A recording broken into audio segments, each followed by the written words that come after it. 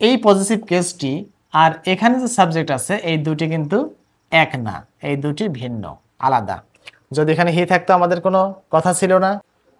Simple complex compound সেন্টেন্সের ট্রান্সফরমেশনের এটা হচ্ছে তৃতীয় পর্ব, অর্থাৎ থার্ড ক্লাস। আমরা আজকের এই ক্লাসে যেটা দেখব সেটা হচ্ছে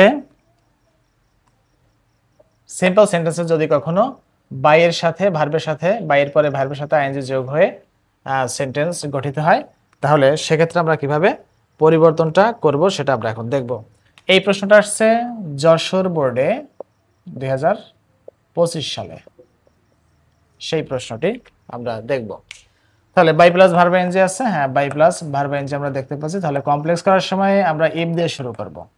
এখানে যে সেন্টেন্সটা আছে সেন্টেন্সটার অর্থ একটু আমরা একবার দেখে নেই। By working hard you can also change your condition.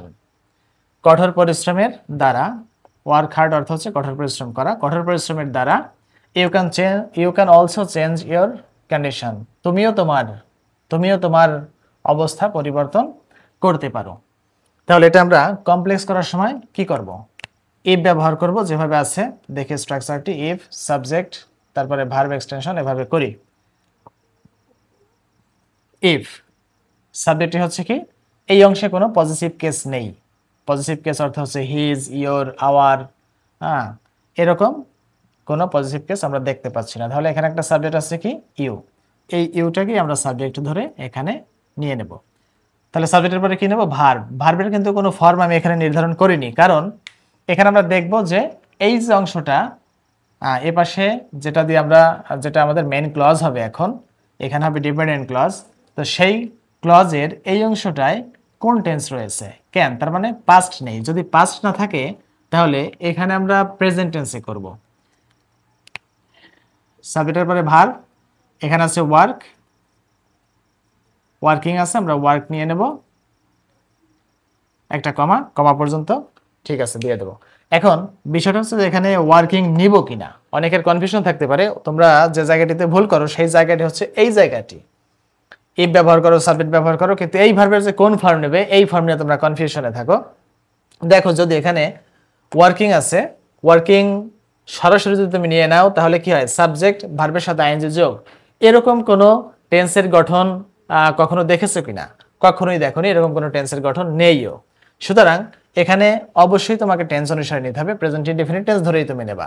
এটা যদি পাস্টে না থাকে তাহলে তুমি এই অংশটা প্রেজেন্ট ইনডেফিনিট নিলেই এনাফ।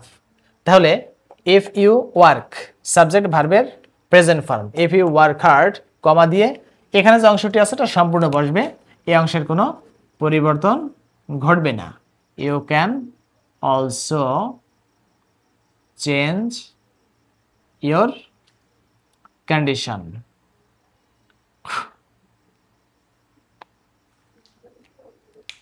তাহলে ইফ দিয়ে শুরু হয় ডিপেন্ডেন্ট ক্লজ। আমরা প্রথম ভিডিওতে দেখেছিলাম যে ইফের পরে যে অংশটি থাকে এটা হচ্ছে ডিপেন্ডেন্ট ক্লজ, আর অপর যে অংশটি থাকে এটা হচ্ছে ইন্ডিপেন্ডেন্ট ক্লজ। তার মানে দুটি ক্লজ গঠিত হয়ে গেছে, মানে দুই পাশেই টেন্সের গঠনই কিন্তু আছে, সাবজেক্ট ভার্ব, সাবজেক্ট ভার্ব, মানে ফাইনাইট ভার্ব দিয়ে দুই পাশে সেন্টেন্স গঠন করা হয়ে গেছে। সুতরাং এটা কমপ্লেক্স সেন্টেন্স। এখন আমরা দেখব কম্পাউন্ড সেন্টেন্সে এসে আমরা কি করতে পারি। কম্পাউন্ড সেন্টেন্সের ক্ষেত্রে এই ইফের যে কন্ডিশনাল সেন্টেন্সগুলো আছে সে সকল ক্ষেত্রে আমরা যে কাজটি করব, দেখব যে সাবজেক্ট কি ইউ আছে নাকি, অথবা সাবজেক্ট যদি ইউ না থাকে। এখানে সাবজেক্ট কি আছে, ইউ আছে। যদি সাবজেক্ট ইউ থাকে তাহলে আমরা এই স্ট্রাকচারটি ফলো করব। সেটা হচ্ছে কি, ভার্ব বেস ফর্মটি নেব। প্রথমে কি নেব, ভার্ব বেস ফর্ম। এখানে আরেকটা বিষয় বলে রাখা দরকার, যদি সেন্টেন্সটি নেগেটিভ হয়, মানে ইফ নট যদি হয়, ইফের পরে যদি এই অংশটা নেগেটিভ হতো তাহলে কিন্তু এখানে আমরা ডোন্ট দিয়ে শুরু করতাম। এখন আমরা যে জায়গাটিতে করব এখানে কিন্তু ডোন্ট দিয়ে শুরু করতাম। তাহলে ভার্বের বেস ফর্ম নিয়ে শুরু করব, সেন্টেন্সটি অ্যাফার্মেটিভ আছে, ভার্বের বেস ফর্ম নিয়ে শুরু করব। কিরকম, ভার্ব আছে ওয়ার্ক, WORK, ওয়ার্ক হার্ড। এরপরে কি, এক্সটেনশনটা ধরে নিলাম, এখানে এক্সটেনশন নেই, আমরা নিয়ে নিলাম। এন্ড আছে, work hard and you can also change your condition. কিন্তু যদি এই জায়গাটিতে সাবজেক্ট ইউ না থাকতো সেক্ষেত্রে আমরা কি পরিবর্তন করতাম সেরকম আরেকটি সেন্টেন্স আমরা দেখব যেটা বোর্ডে এসেছে। এই সেন্টেন্সটি আসছে Sylhet board 2025-এ।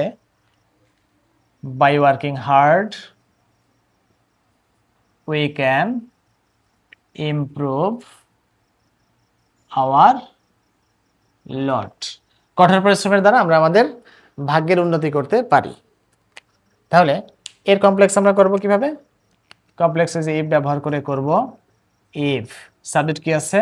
We, subject we, if we. এটা আগেই বলেছিলাম যদি পাস্ট না থাকে তাহলে এখানে প্রেজেন্ট ফর্ম বসাবো ভার্বের।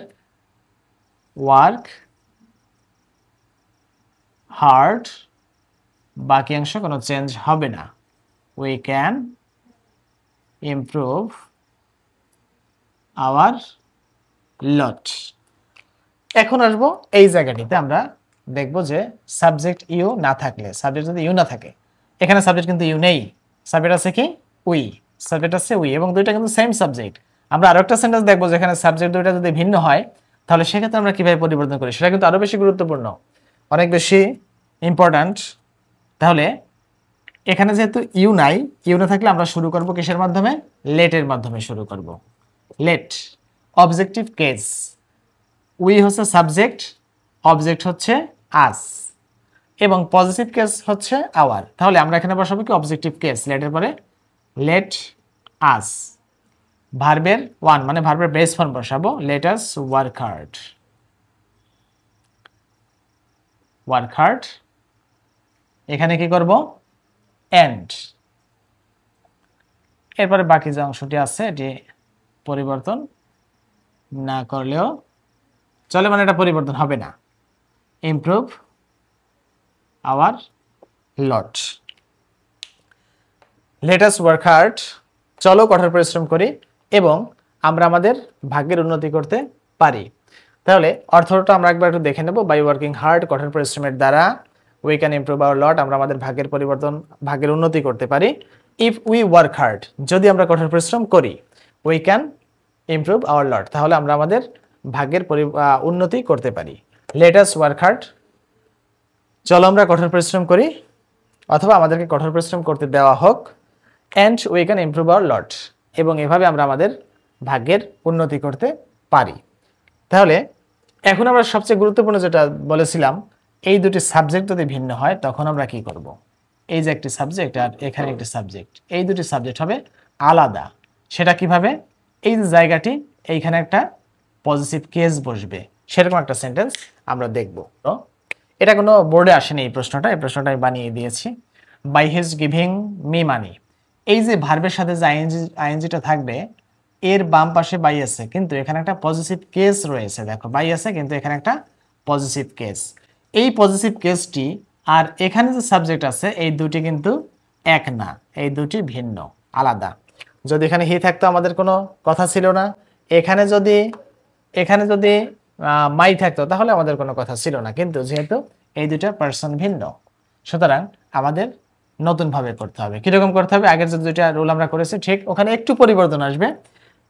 পরিবর্তনটা দেখো, ইফ তো অবশ্যই বসাবো। এখন এই অংশে যে সাবজেক্টটা দিয়ে একটি ক্লজ গঠন করব সেই সাবজেক্ট কিন্তু এই আই হবে না, সেইটা হবে কি?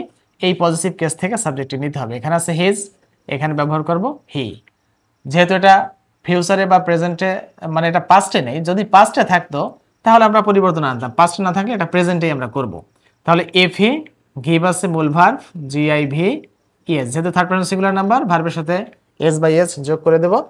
ইফ হি গিভস, আর পরিবর্তন ঘটবে না, আমি মানি। যদি সে আমাকে টাকা দেয় তাহলে আমি একটি ড্রোন কিনবো, I shall buy a drone. এখন লক্ষ্য করো এই সেন্টেন্সটি এখন আমরা করব কিসে? কম্পাউন্ডে নেব। কম্পাউন্ডে নেওয়ার ক্ষেত্রে কি দিয়ে শুরু করব? লেটের মাধ্যমে শুরু করব। লেট, এখানে আছে কি হি, হি এর অবজেক্টিভ কেস কি হবে?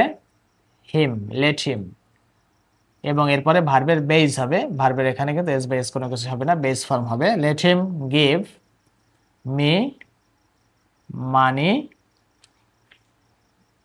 এরপরে and I shall buy a drone. তাহলে অর্থটা কি আসে? আমাকে তার টাকা দেওয়ার দ্বারা I shall buy a drone, মানে আমাকে তার টাকা দেওয়ার দ্বারা আমি একটি ড্রোন কিনবো। যদি সে আমাকে টাকা দেয় তাহলে আমি একটি ড্রোন কিনবো। আমাকে তাকে টাকা দিতে দাও এবং I shall buy a drone, এবং আমি একটি ড্রোন কিনবো।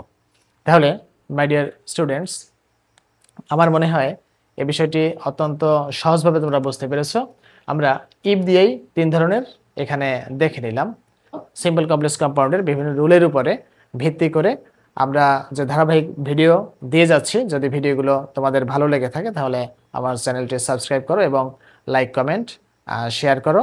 সকলকে অসংখ্য ধন্যবাদ।